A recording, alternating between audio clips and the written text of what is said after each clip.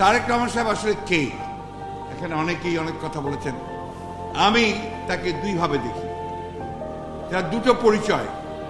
একটি পরিচয় হচ্ছে যে এই দেশের স্বাধীনতার ঘোষক, বহুদলীয় গণতন্ত্রের পুনঃপ্রবর্তক, আধুনিক বাংলাদেশের রূপকার শহীদ প্রেসিডেন্ট জিয়াউর রহমানের পুত্র, এবং দেশে সংসদীয় গণতন্ত্র প্রবর্তনকারী, গণতন্ত্র পুনরুদ্ধারকারী, গণতন্ত্রের জন্য দীর্ঘ 9 বছর সংগ্রাম করবে, এখনো তিনি গণতন্ত্রের জন্য সংগ্রাম করে গৃহবন্দী অবস্থায় আছেন, অসুস্থ অবস্থায়, দেশের বেগম খালেদা জিয়ার পুত্র।